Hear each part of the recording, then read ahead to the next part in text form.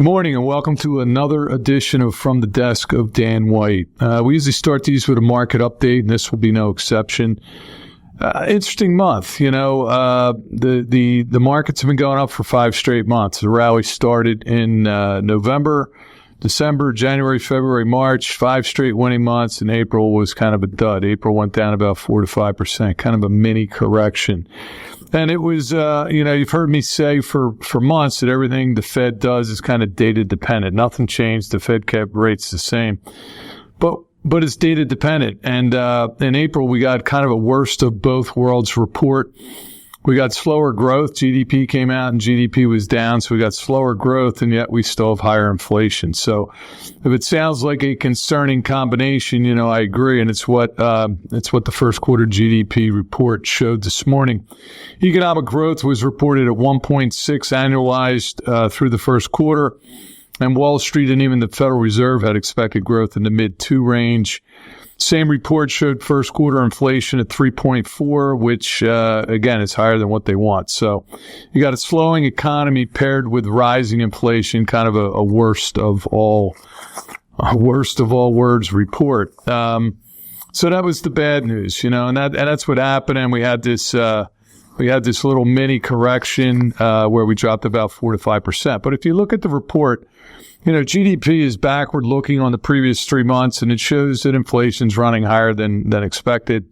But GDP was still rising. And now, granted, it's helped by government spending, including higher federal job costs, which we're going to talk about, as was consumer spending. But the data suggests that growth slowed more than expected. And in the same report, consumer spending was also lower than expected. And that's an area we have to watch because consumer spending accounts for 70% of economic activity. A continued material dent in spending would have significant effects.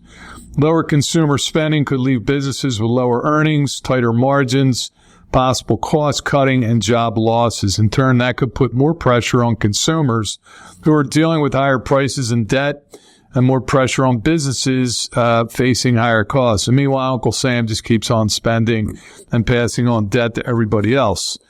But you're seeing some troubling signs that would lead to a recession. Credit card debt is rising fast. It's at an all-time high. Delinquency rates on credit cards and car loans are rising. The banking crisis that started last year, it's not over yet either. This was kind of a blip on the radar, but if you didn't see this, First Republic Bank of Philadelphia, a local bank, a regional bank, went belly up the end of April.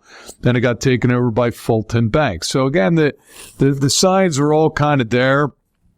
And, I think the Fed is really between a rock and a hard place. They're seeing signs that the economy is slowing, and yet inflation is not going away.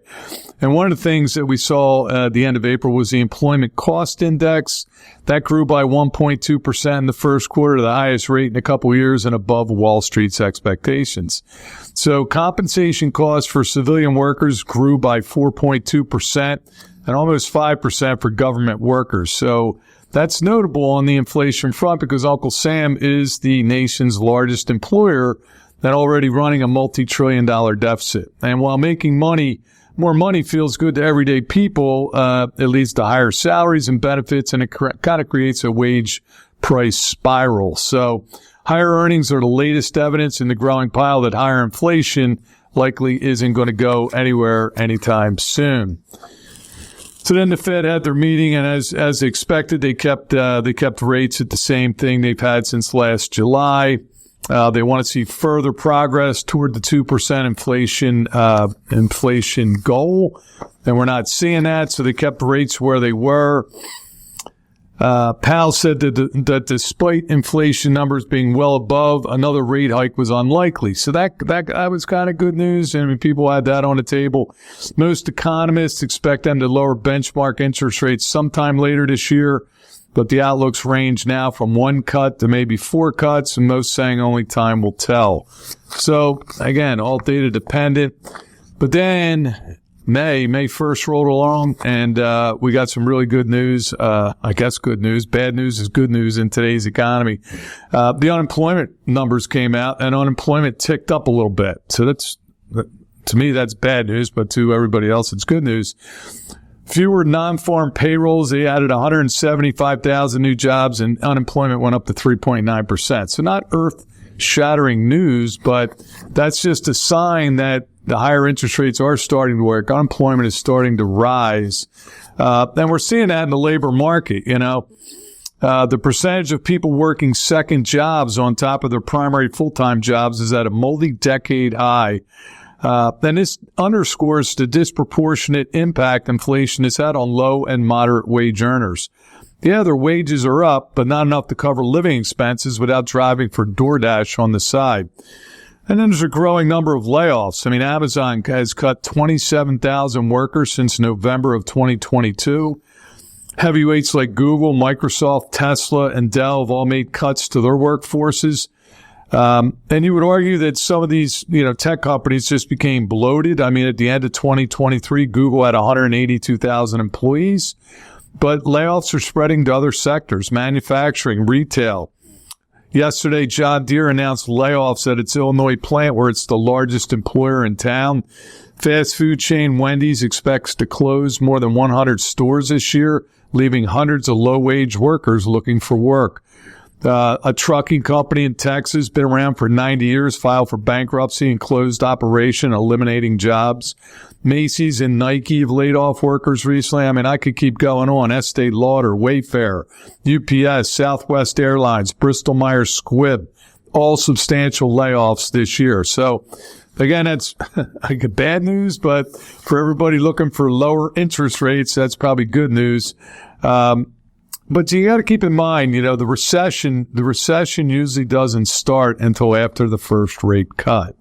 And I've said this for months that if the government is cutting rates, that means the economy is in trouble, and that's not a good thing. So, and now today inflation came in a tick lower, and again, the market took off. And as we sit right now, we're at an all-time high. But I'm going to go back to the Oracle of Omaha. You've heard me quote Warren Buffett a lot of times in these reports. And Warren Buffett and his lieutenants at Berkshire Hathaway are doing the opposite of right now. They admit that they can't find anything to buy with the record cash hoard of $189 billion. At the annual Berkshire meeting last week, 93-year-old Buffett said he didn't think anybody at Berkshire had any idea on how to use this cash effectively, and therefore we don't use it. We only swing at pitches we like, and today things are not attractive. So there you have it. I mean, if Warren Buffett can't find anything good to buy, I don't know how anybody else can, but that's where we sit. So the market's at an all-time high. I don't want to, send off the noisemakers and the balloons, because I think it could be the calm before the storm. And when the Fed does start cutting rates, that usually means the recession is probably going to start pretty soon. So that's the market update. Good news, bad news. Good news is bad news is good news. Who knows? Moving on, we have a Boeing happy hour, and we did one for Christiana-Care. Our next one is for Boeing. It's going to take place on Thursday, June the 6th at the Media Townhouse from 5:30 to 7 p.m. So if you are a Boeing employee or a Boeing retiree and you've still got some friends and you want to come out, it's on us. We'd love to meet some of your friends at the Media Townhouse. It's a nice venue. And if you'd like to join us or have any questions, please contact Kristen, our events manager, and get a reservation to that event.